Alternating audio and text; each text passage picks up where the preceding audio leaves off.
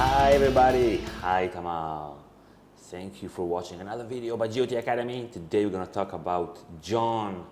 He's probably the most popular character in the books and in the show, but there's one angle about him that we think has not gotten enough attention, right? Well, in the show he's mostly a fighter, but in here, in this video, we're gonna discuss book Jon more than show And there's Jon. one big omission from book Jon to show Jon in the books. He is a warg. He is a warg.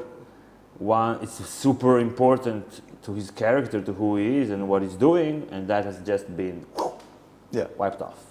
Well, according to the books, you can say that all Starks are basically wargs. Wargs Except means Sansa? Except Sansa, because her direwolf died early, so maybe she didn't discover it yet. She didn't have time for it. But Bran is like obviously is in the show a warg as well. Arya is a warg. We know in a Dance with Dragons that she wargs into a cat.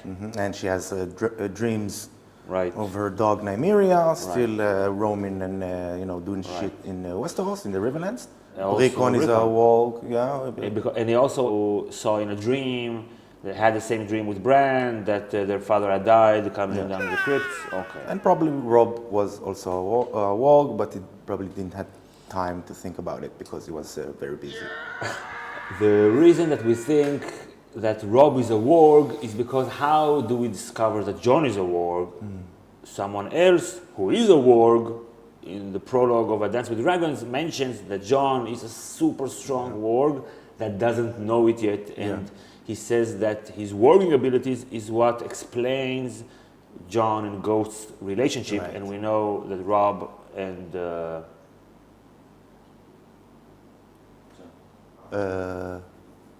Greywind?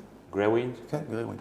Robb and Greywind also had a very close relationship, and after this wildlings king changer / warg says that about Jon, he then dies, and as he dies he's warging into an animal, and he also is warging to people, and then when Jon dies and Ghost is right there, then we have not seen it yet, but there is an assumption, global assumption, that Jon is going to come back through warging to Ghost. Okay, so he's a warg. What does it say about his character that he's a warg? So we can talk about the symbolic meaning of warging. Okay. Not only symbolic, but also practical. You are literally stepping inside someone else's shoes, and you walk a mile in those shoes. Even you can walk more than 1 mile, it depends which shoes, but you can do that. And we know that when Bran, also when he wargs into Hodor, he feels his feelings, and also the skin changer, Varamir, like he knows what they're feeling. So when people try to know what someone else is thinking or feeling, they're going through their own filter and own personal view of the world. But here, warging, he knows empirically, because he's in there, he feels his feelings. Exactly. That's exactly the power of empathy. Because empathy can be used as a weakness. Because I'm empathetic to you, so I know how you feel, and maybe I can use it to my advantage. It could also be like as a superpower. By using empathy, we can understand the other side's motivations and actions without judging it, without putting ourselves in his shoes, and by putting ourselves in his shoes. Exactly. Okay, and say to ourselves, this is what I would do. This is not empathy. This is what he does because of that. It's important because this story is a story of POVs. Exactly. Every chapter is a different POV, and we switch through the POVs, which is like warging. We each time warg into another character. So that's a very important symbolic thing and running theme of the story. Like the whole way the story is presented is through different POVs, sometimes of the same events. That's the genius of he with a capital H. It's very difficult to hate someone when you step in his or her shoes. Same if I were... Like Cersei, that's a good example. Like in the first 3 books, you hate Cersei. Jaime. And Jaime. And then in the 3rd book, there's a POV of Jaime. In the 4th book, a POV of Cersei. And when Cersei is falling apart, I wasn't made happy by her downfall. I was like, no, what are you doing? You're so stupid. Oh my God. And Jaime, you feel his pain. And you get to know new stuff by walking around in his shoes. That he killed the king because he had a good reason. Yeah, there's this thing called the theory of mind. Okay. It means basically that humans have the ability to theorize about other people's thoughts and behaviors. And because we don't know what's going on there, usually we use like what we know about ourselves and we make a projection, like it calls a projection. So, for example, I'm in a tribe or something like that, and suddenly there's another group comes from outside, you know, and they look like a little bit different. I don't know them, I don't know their language. I'm trying to theorize about their mind and and thoughts. I'm a little scared. So if I'm a little scared and I'm afraid and I want to defend myself, maybe it's because they want to kill me. So I'm like... And if I want to kill them, maybe they also want to kill me. So I will do it before them, and then they probably think the same thing about me. Okay, he wants to kill me, so I will... So it's a recipe for disaster in this case. But if you use empathy, you can say, okay, maybe they're afraid like me. They come from outside. Maybe there is a reason for them to come in from outside because their last place was destroyed or something like that. Maybe they don't want to kill me. Maybe they just want to survive like me. So it gives me more options. It's not that you say, okay, I'm going to surrender everything, come in because maybe they do want to kill you. But it gives you more options. Okay, let's break down Jon's empathy. He's a bastard. In Winterfell, he learned what it is to be an outsider, someone who's not part of the family because he was a bastard.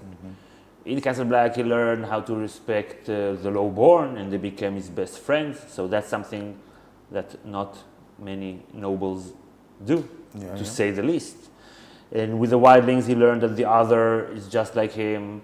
They were the enemy, and now he sees these are people like me. And he even fell in love with a wildling, so that's he didn't see race anymore. And he applied that knowledge of the other, if the other could be any other, into policy decisions. Jon is a leader. He is. I guess he was groomed for leadership since the first book, since the start of the story. Okay, by him. By him, exactly. And I think he's telling us something about leadership, that in order to be a good politician, maybe empathy is not that a good tool in order to be a good politician. Because Tywin, like Ned Stark, like Tywin didn't have a lot of empathy. Like, I will hurt their feelings because I will kill them during their happiest moment. No, it's like very cold, and very calculated. This is like what a good politician needs. But I think he's saying to us that in order to be a good leader, not a politician, a leader, like a visionary leader, like someone, like a transformative leader, you have to have empathy. So in terms of long-term strategy, empathy is a good tool, because then you can, especially in these troubled times in Westeros, when you can really need it to say... To unite people. Exactly, you need to unite.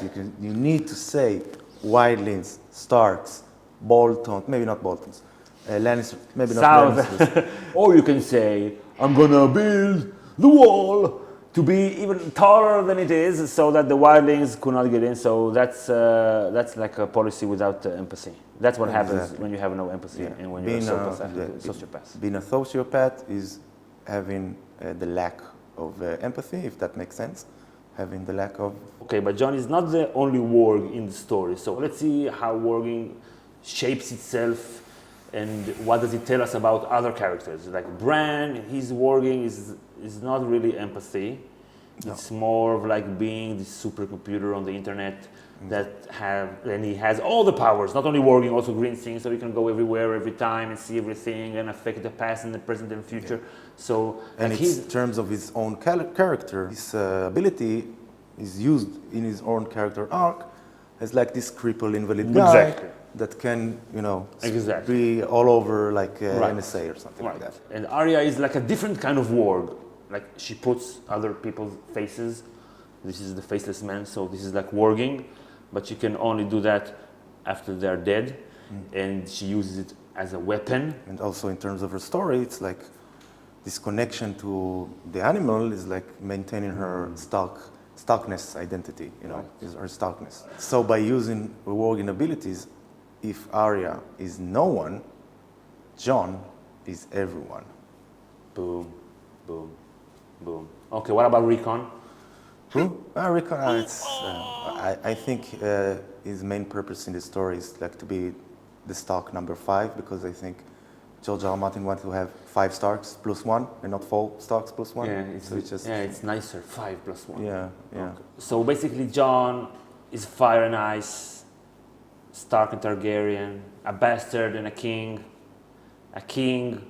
without lands, A wildling and a crow, a wildling and a crow, a living creature and undead. and a dead creature, and he knows what it is also to come back to life. So he can empathize with the whites and the White Walkers / others, because they were dead and brought back to life. So if you look at it that way, to say that Jon Snow knows nothing, this is a gross misstatement, to say the least. He knows everything. He knows more than anybody else in the realm. A great example of what we are talking about right now is the first time he was with a woman, with Ygritte. He went down on her. Performed oral sex. And pleasured her. That was the first thing he did. Yeah. So and it says a lot about his character, because his priority was to pleasure her. He wanted to see her pleasured, and by her, because he has a lot of empathy, her being pleasured is him being pleasured in that way. And he didn't have any experience in that. That was the first time he did that. And Ygritte says, "What did you do?" So he knows nothing. He fucking invented oral sex. Come on, in this story. Be like Jon. That shows. This is great. Kudos to him. So it shows that Jon has like an instinctual want and need to do good unto others. Exactly. And then people say that we don't like Jon. Come on. Nah, we love Jon. Come on, We don't like Kit Harington. You don't like Kit Harington. But I love Jon, of course. It's my man. Okay, so bold prediction. Let's go to this video's bold prediction. What's your bold prediction regarding Jon Snow? He's a leader, but he's not a politician. So the mundane stuff of politics is not for him. Right.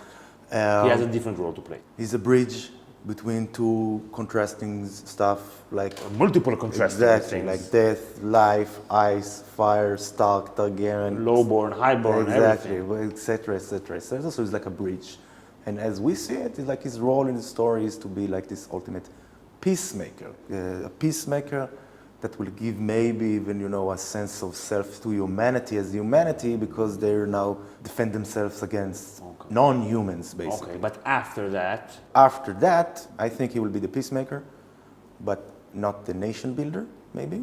So I think after he will bring peace and, prosperity, and happiness, and a lot of guys, going down to their girlfriends because of him, Thank you, Jon.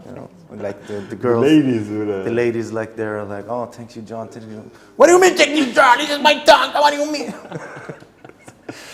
So after all that, I think he will be like, okay, this is not for me. Right. He won't be like this Aragorn character that not only is the ultimate fighter, but also is he's also king. He's also king, and the story ends with they live there happily ever after. I don't think that will happen there. So here Jon, who is at least in the show portrayed as this ultimate fighter, the best soldier in the land, basically he will do peace. He will make peace at the end. So that's a nice. His superpower of empathy will make him the perfect king to bring peace. But his powers of empathy will will not allow him to be an effective ruler. Exactly, after that. Exactly. Okay, so if you have a different view of Jon and his warging abilities, be sure to mention in the comments. And if you want to support our channel, you can go to our Patreon page. There's a link in the description, or you can go to patreon.com/GOT Academy. Any support would be much appreciated. This is a link to our other channel that you might not have subscribed, and here are some other videos that you might not have watched. This one is very good. This one is also good. And click like if you enjoyed the video. We'll see you all next time. Bye, everybody.